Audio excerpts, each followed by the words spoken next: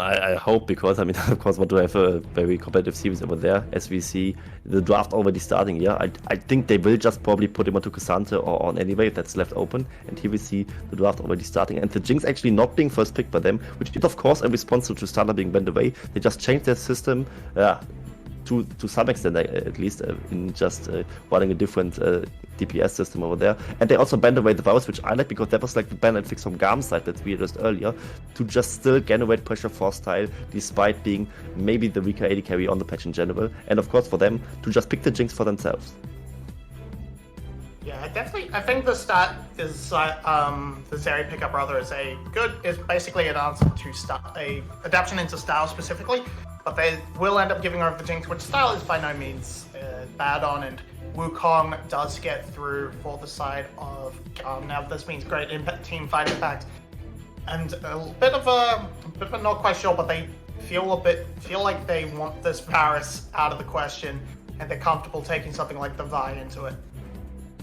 And it's just SBTC definitely weighting the Vi into Jinx very highly, because they had the choice to pick the Jinx for themselves. They were giving away the Wukong as a bait, I think it's what they was assuming, and they were just giving that away to Levi. And they just think Vi into Jinx is that strong, and they are just trying to pick the Zeri for the side of course later in this situation. DNK looks so good on Gragas, so they're, in my opinion, just changing away way too many things from the working system of the last series, but it might just work out. I mean, if they really have a good read on the meta, this could work out greatly for them.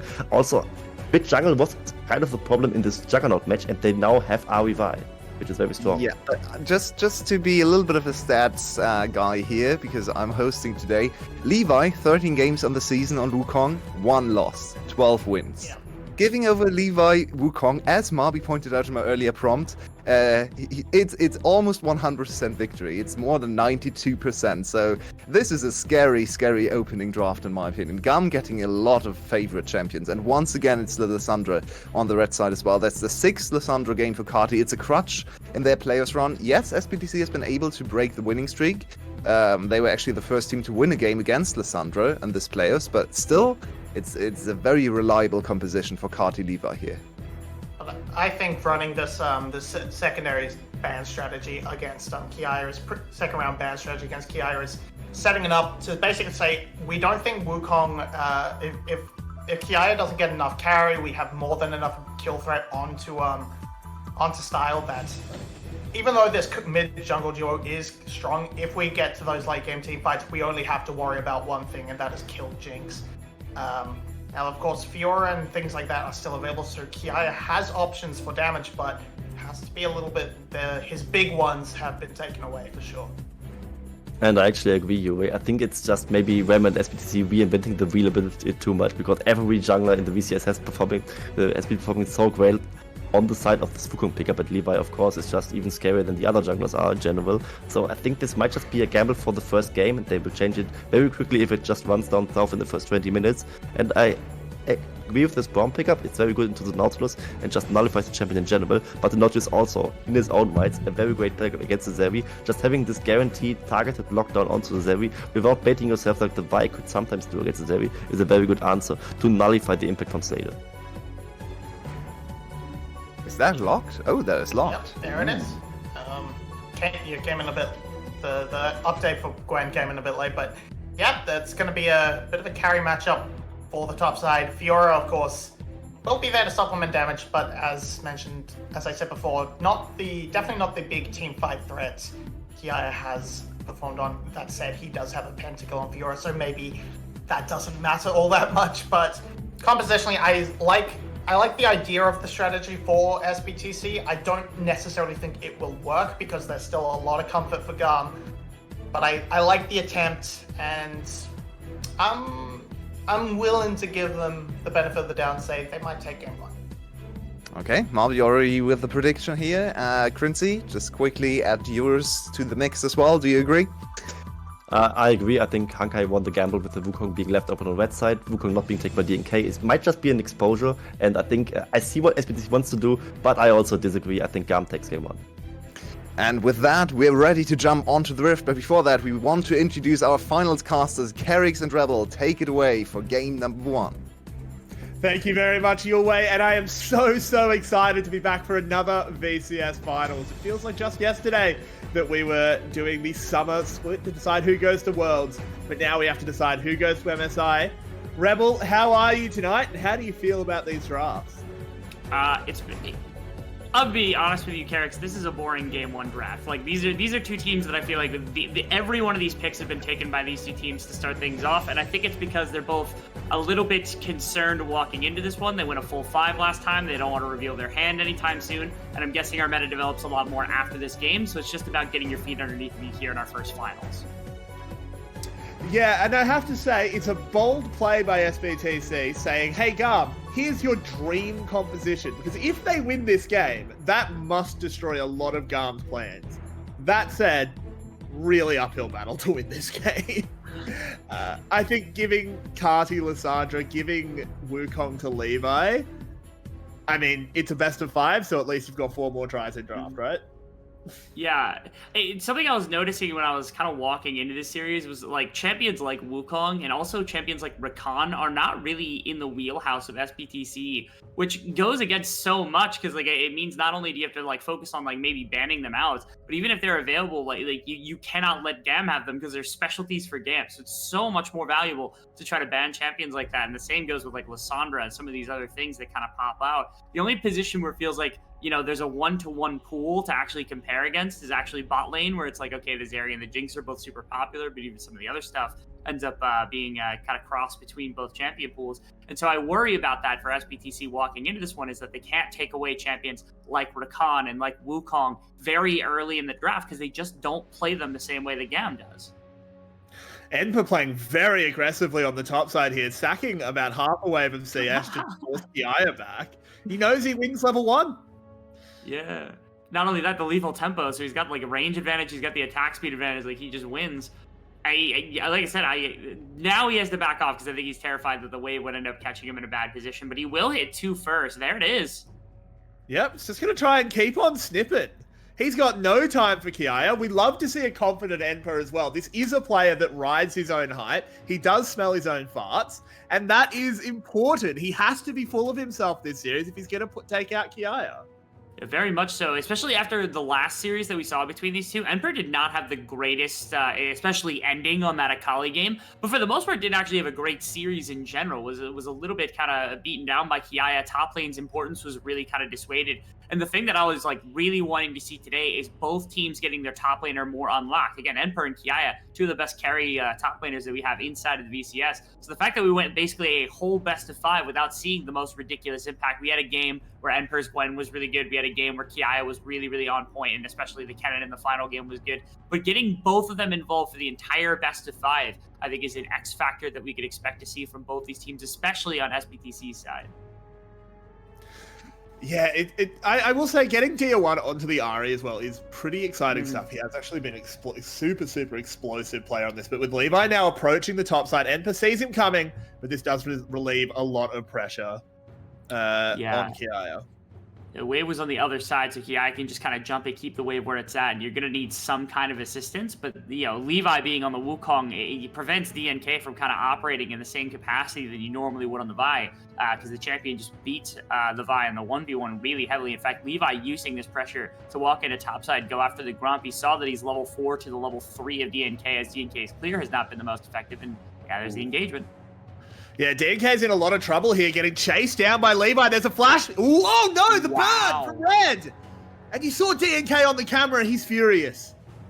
Yeah, I mean, I'm not sure how this wasn't actually, like, thought out by DNK, because he sees him, he's down a whole level, he's down, like, 2 full camps. You don't have topside push, because, again, the wave ended up bouncing back. Mid lane is pushed in constantly by Kati. Like, if you're DNK, you have to know this is possible. You can make that read 100 times out of 100 if you're DNK. So being frustrated like that is so confusing, because they knew it was a possibility. Like, look at this, like, even saw the ward go down. Yeah, he actually started the fight as well. He used the Q on Levi. You've got no hope. GAM, in the meantime, had to call in a TP to the top side. Enper knew he was about to get dove, so they had to call Dia 1 to go top. He's going to lose a wave in mid for this. This is a disaster, Rebel. Yeah, I mean that's that again. This is one of the biggest issues I think that will arise in this series if this kind of jungle trade-off is constantly made, which is that Wukong is so oppressive into Vi. It has been in the VCS all split long. It's just a good champion matchup in general. And so if DNK is not able to play it, or they're not willing to take it ahead of the Vi in the drafting phase, or not trading it for something more important, I mean, you're seeing what the ramifications of that are. It's that Levi just gets to kind of run the map. And that's what happened with our game one. I know you were super excited because it was the Kindred, obviously, that was being run instead of the Wukong. But in the same way, you have this level of domination that you normally just don't get, that Levi is going to be able to kind of throw into this game that SBTC is going to have to respond to.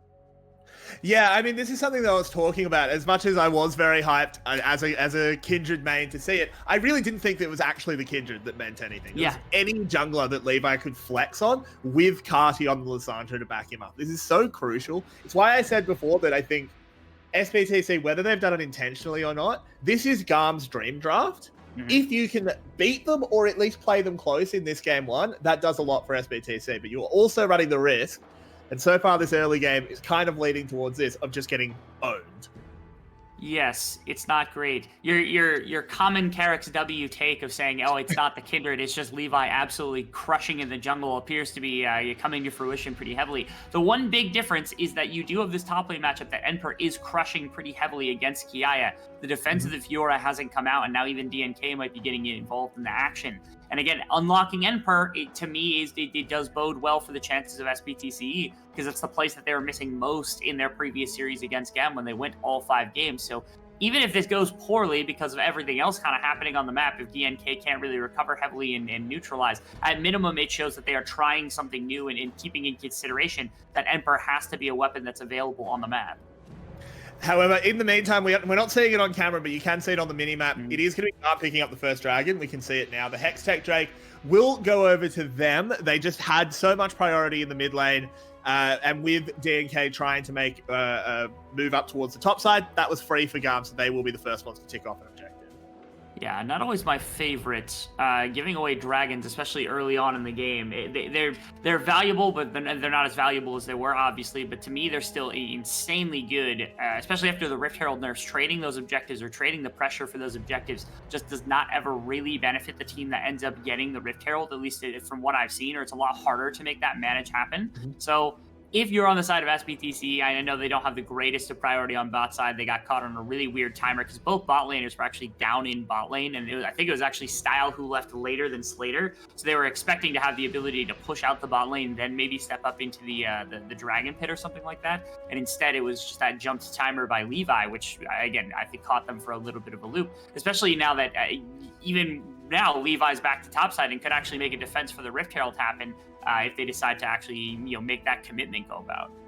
I also think we needed to see a little bit more dynamic play out of DNK, because I think going top at that point makes a lot of sense on a holistic level. You do want to try and set up a dive, but unfortunately in this game you're playing Vi and it's a Fiora. That is undiveable. You just can't do it, particularly with a Gwen as your top laner. You just don't have the CC. It's such an easy riposte against the Vi. So he needed to be on the bot side. The fact that he was on the top side there and it was undiveable, I think has really punished SBTC, and it's leading to this gap. I mean, the only thing you can think is that, DNK's there, even if he can't dive. If Levi decides to mosey his way up topside and try to punish Emperor, then the defense is there from DNK, which is maybe the thought. But, okay, now SBTCE, again, I always love taking us back to 2021 Winter where we're flipping on Rift Herald every single game because we got 5 members up here. Even the Jinx is going to be redeploying from base to try to come, show up as well. Both supports are... No, actually, I tell a lie. Only Xin is level 6. Colette does actually not have access to that Glacial Fissure, so I don't think you want to take a straight up fight here, but this might just lead over to Garm getting it for free. DNK's already Vault Break it out. And yeah, SBTC are just giving this one up. It's a really weird call for them to have all 5 members kind of throw themselves up at the top side of the map only to then just immediately walk away. Part of that might have been the fact that it is a level 6 coming in for Xin, so they have an entire ultimate of just pure unadulterated advantage on the side of GAM. They're also down about 1,000 gold, at this point in the game, which is just farm advantages in the one kill at the beginning of the game that they're able to push. This is a sleepy looking SBTC. This is not the roster that came out even in our first game of the first series that these two played 2 days ago. to be able to see what they're actually competing against. Again, they're playing a lot more passively, probably protecting themselves in the series just a little bit. Again, they don't want to lose. They don't want to be knocked out. They don't want to be making massive mistakes early on here. But again, this is hopefully not the way that the remainder of the series goes, because this is not the SBTC that we think are going to be able to beat GAM in any capacity. I will say, just as a slight devil's advocate, though I obviously agree with you overall, there is a little bit of a counterfeiting in the gold lead, in that a lot of that gold lead is Levi over DNK, but DNK's gold is not actually that important. He's a Vi, he can operate on very low econ, whereas Slater actually has a significant CS lead over Style, and that's much more important. But let's talk about the top lane, because we have a clash between the tops. Good dodge there by Kiaya will get him away. Yeah, again, it is a continued pushing of this advantage by Emperor, which I think is super beneficial to the game. Like you said, when it comes to gold allocation, I think gold allocation is fine for the side of SBTCE. They've got good farm on the bot lane. They're continuing to pull an advantage on top that Emperor is going to be able to push even further by having a freeze up here if he decides to keep it right now. And like you said, the main advantage coming through here from the side of GAM, again, is that first blood that went onto Levi. The fear is whether the Wukong is going to be able to have a massive impact over the remainder of the game, whether Levi is going to be able to put in a bunch of damage against the rest of the team. Now that he has Sunder completed, this is where the game can kind of break open, and Levi can really start to push his advantage, because he's got this insane Sheen proc to be able to go attacking. So Kadi roaming alongside the Wukong could be really beneficial. Oh, there's a catch in onto Cardi, has a lot of time to buy with that self-ult, but Slater's here, can collect a kill, and that Zeri's off to a good start. Yeah, it's a bit agreed for the ward right there as Kadi was trying to clear out that one red ward, and there were 4 members kind of circling him. I thought he was going to be able to get the E off, but he actually got stuck right at the last second as DNK was able to hit that ultimate right before the E goes through, which prevents Kadi from getting away and giving a kill over to Slay. Okay. Tier 1's dead. Yes, Tier 1's dead. The immediate turnabout. It's even crazier because, like, I don't remember Dia1 actually utilizing Spirit Rush, so I don't know if it was Flash and Spirit Rush that were both available for that play, which is what confuses me so much, is how in the world Levi found Dia1 with Spirit Rush and Flash both potentially up during that play. It is possible Spirit Rush got utilized during the play against Kadi, but you'd think there'd be at least a charge left, at least the one Flash left. Here, we actually get to figure it out. Yeah, so the Spirit Rush was down, but the Flash is up. Oh my god! Okay. He's just got damage. I don't know what else to say. He just kind of dogged him. He really did, Coming yeah. back out. We do have another kill going towards SBTC. As they go up to the top side, they do manage to find Kiaya out of position. Okay, again, this is a bit of the fight back. Again, gold onto Wukong is a really valuable thing because Wukong can carry the beginning of games, but getting gold onto Ember, getting good old gold onto Slater, very valuable. Right here, the Rift Herald gets split between a couple of members, and it does mean Style gets some... I think he has to try and fight this out and get that spell vamp from the Leeching Leer. There's the claw coming in, and Kadi will clean him up. Tragic. Really? Okay, good punish from Kadi right there, as that's able to... I mean, again, it's they're trying to set up Emperor to be able to do as he pleases. Kadi says, I'm not going to allow that to happen in any capacity. Going to punish the top lane as Emperor is just greeding for turret plates and things like that, trying to greed for the wave that's going to be shoved in to make sure Kiaya doesn't get anything else. Deny the Fiora just a little bit more than what you had previously. It is unfortunate the kill went on to DNK when DNK originally came up. Yeah, I mean, that's just Emperor saying, yeah, I want to play getting ulted. Yeah, that's just Emperor saying, I don't know where the Lysandre is, but he's probably not top lane, right? And yeah, the wrong call. Unfortunate stuff from Emperor. He does put on a valiant effort to try and get away, but there's no real hope. Lysandre, a little bit too much chase down, a little bit too much damage. But, I mean, it doesn't really change the dynamics of the top lane matchup. It's not like Kiaya benefited from that in any real way. He will still be able to bully this Fiora. It's just a question of how long he's going to be able to bully this Fiora, because the Fiora is not really picked for lane in this matchup. It's more picked for being able to run an extremely strong 4-1. Yeah, being able to have a split pusher on the side of the map that usually does not lose in the later stage of the game. Gwen oftentimes can still stand in that laning phase, so if you pick a tank or something, like, eventually it gets to the point where Fiora just kind of dogs that tank, and there's nothing that they get. Like, I've even seen games where, like, Sion is standing in opposition to a Fiora, and Fiora just doesn't care. Fiora will literally just hit tower because you can't do enough damage to Fiora to actually warrant it on the side of the Sion. But in a game like this, Gwen's always got some persistent threat against the Fiora, no matter what the circumstance. So at minimum, you'll be able to stand in the side wave, but you honestly want Emperor in every single team fight, and Kiaye doesn't have to do that. So the stronger and better that Kiaye is set up for the later stage of the game, the easier it is for them to strip away one of the major team fighting elements of this squad, especially when you've indexed this much into Emperor at the beginning of this game. Even now, I mean, you're seeing like the majority of resources that they've been able to put on the map, the majority of time that DNK has spent on this map has been to make sure that Emperor is set up in everything. Speaking of Enper, they're going to dive in on top of him. A lot of damage immediately being dealt. Can they deny this Fiora ult? They can't, but they can trade it back. Some healing coming in onto Kiaye, but he's in a 2v1. He can't really parry a lot of the CC that will come out. DNK, they're just going to give it up. They want to give this kill to Dia1. That makes a lot of sense. Dia1. He gets it eventually. But that is a good play there for SBTC. They come out in a 2-for-1. It is. Biggest thing is that, again, the rotate came up from GAM and from Slater to ensure that mid lane is going to be covered here. They're going for Rift Herald. That's what they want more than anything else. And with GAM having 2 dragons, again, getting any kind of gold advantage back so that they can continue fighting now for 3rd, 4th, 5th Drake, whatever it is from the side of SE, is definitely their game plan. Okay, a little bit of... Cardi moved up just to try and defend the tower, but Dia1 wants him. The self-ult from Vi. Is there follow-up damage? The orb only lands 1 charge. The claw coming in. There's a teleport on top of him. Dia1's in trouble. No way. Another stopwatch. Oh my word, League of Stopwatch. Okay, that is that's our Spring Split MVP right there. We were talking about this before the series started. Kadi got so many votes from us and being not only the best mid laner, but also just having one of the best splits and probably being the MVP alongside Levi as our 2 main vote givers. That's one of the things that we see. Kadi from any other split loses this duel handily most of the time against Dia1. Yes. Okay. All right, this is the duel from earlier. This is a lot lamer. Hopefully we get the other replay because it was a lot more interesting than this one. It's just a trade of kills. I was interested why they decided to TP up here. Again, I thought it was exclusively so that they could go for the Rift Herald. It did end up being that Dia1 didn't quite get the trade kill, which is unfortunate. But I believe they still have the ability to grab up the 1st or 2nd Rift Herald here and to get Shirley activated to try to push for one of these towers. Maybe utilize it to help set up Dragon. Oh, they've gone for the engage. They found a path onto Style, but now DNK is just way too deep. You had to know the Cyclone was coming in.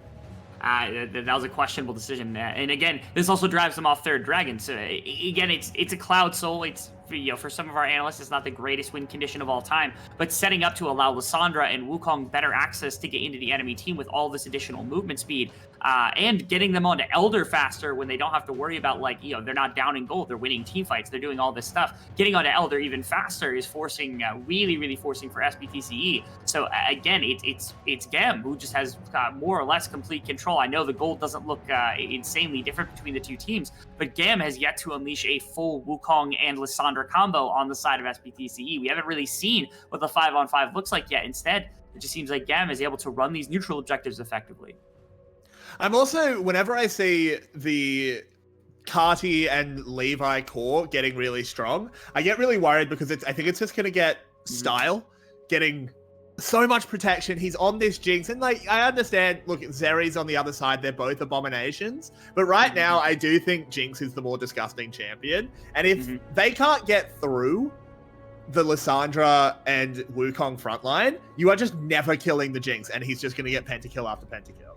And the other thing is, like, in the first series that we saw between these two, it was oftentimes it was Slater and Paulette who were doing a bunch of work to try to make sure that Style was shut out of games, which was a great thing. Again, don't get me wrong, that is the right play, and that's correct in every way. This game was not that game because you have Slater on Zeri, and then you have Braum next to it, which is never going to be engaged into by Jinx and Nautilus, but they did no damage at the beginning of the game. Style's a bit behind in terms of farm. Yes, you have 1 kill to 1 kill here. You're down a little bit of itemization.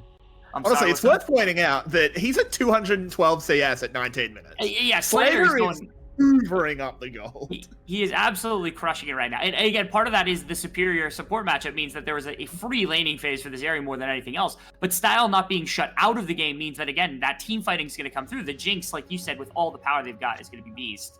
A catch onto Paulette. DNK is getting depth charge. They're going to try and turn around onto Kiaya at the same time. Enpa will find him with that last charge of the ultimate, but now they need to find a way out unless they want to call the fight. Levi locked up. Same time onto Dia1. On the other side, DNK is going to go down, but now Slater can join the fight. Has the ultimate running. Enpa will fall. Can Slater make anything happen? He gets away from the claw. Dia1 on the way out. Rocket will miss from Jinx. Style getting crit down really hard. Slater trying to find him, but Levi moves forward, takes out Dia1. Paulette in some trouble. He's low. He gets stuck down there with the Q. Absolutely got him. Snuck a Q in there at the last second. But that's not much in terms of recompense here for the side of SBTCE, as GAM just kind of runs them in this fight. Really unfortunate that Slater could not continue, because that was where the real money was going to come from, was Slater being able to access the rest of the team. You saw how quickly he almost brought down Style, but not being able to step into the team, the threat of being brought down by Lysandra. And it all starts with, like, again, so much that gets burnt against Kiaya here, just to make sure Kiaya starts, which means Emperor doesn't have the big ultimate. Dia1 is already down one of the Spirit Rush charges, and everything else kind of going out. DNK more or less tries to split the team and then run away to the best of his ability, but that just means that there's so much better collapse over to Emperor, to Dia1, and soloing out a lot of these members. Not even going to talk about the hook in the middle of nowhere that Zin was trying to grab Slater with. That could have been a really, really big fight win, because you can see, again, Slater's putting out crazy damage, but one by one, the members of SBTCE gets picked off by Levi, by Cotty, and by these members who were able to generate these kind of individual pick moves. Again, were it not for that one Braum Q at the very tail end, that was a disgustingly good fight from GAM that got them so much. Yeah, and I mean, this is kind of what I was getting at before, is you have such a powerful front line, particularly in Levi. So he did 3.3k damage compared to just 490 out of DNK. It's a bit of a diffy in the jiffy right now. Hopefully they can fix it up, because Slater was clearly dealing a lot of damage. He clearly is doing well this game, and Zeri only gets scarier as the game goes on. But he needs help from the rest of his team. He does. He needs space more than anything else. That's one of the biggest things. Is DNK is not really massively tanky. I actually kind of wish it would have been Black Cleaver Radiant Virtue from DNK, just to try to get some additional armor shred, and then to be a bit more of a frontliner alongside Paulette, so that you could have this more kind of ability to fight back against Levi and Cotty, and even Zin, who are standing on the front line, not allowing for Slater to take space. Because again, Cotty can go diving at any point, Levi can go diving at any point. This is a bold call from SBTCE, although Fiora's on the other side of the map just now TPing in. This is likely the call off. They get the TP, that's valuable, and then they're done. Yeah, they get the TP 45 seconds before Dragon. I actually really like this move from SBTC. That was pretty slick. Yeah, it's not too bad. My only thing is, like, the Fiora can just rejoin now the rest of the team alongside the team fight around Dragon. Now you're with the rest of the team in the mid lane, so it's harder to push for mid prio if you're SBTCE. If they could reset this, like if they had another 30 seconds or something on the Dragon, it would have felt really bad to be Kiaya, because then you're like, okay, I could have put so much more pressure instead of TPing to this Baron buff. But with Wolmy one wave, I mean, you're basically splitting these minions a couple ways. You already have a wave shoved on bottom, which means that you go pushing if you end up winning the Dragon fight. It's not the most detrimental loss to GAM, as both teams have all 5 members here ready and raring to go for this sole point. But SE have just completely given up at the entrance to the river. They didn't contest it at all. Dragon's already been started. They've just been completely outplayed. They needed to pull the trigger, and they're going to try and trade it for Baron, but they're too late. Yeah, I think they're really, really late here. I mean, in fairness, they lose prio to the river, because, again, having Kiaya was really beneficial. They were the last one to the wave, and it meant it was a lot harder to kind of make those things happen. Emperor is also on a ward. They're like trying to turn for a fight right now. What in the world? I think they have to. They go in immediately. A lot of damage being dealt, but the vibe will immediately melt down. Slater is the one to watch, repositioning over the wall. Can they find anything? Gwen has fallen down. A hook has gone in onto Slater. That's game. That is just going to be it, I think, as GAM wipe them off the map. They have Cloud Soul. They're just going to run it down the mid. I don't think they can actually finish on this push, but we can put game 1 in the books. What the hell were they thinking right there? Like, they go for this Baron push, they try to pull Kiai's TP, they get it, then they lose the fight, like, they lose full position on Dragon, then they walk over to Baron and try to bait it, they're on vision, and they're like, oh, let's just run and flash directly into mid lane to fight. Well, I will say, if this was SBTC testing things against GAM's best comp, then okay. Game 2, you can start banning things like the Wukong, because it simply did not work. Levi is too good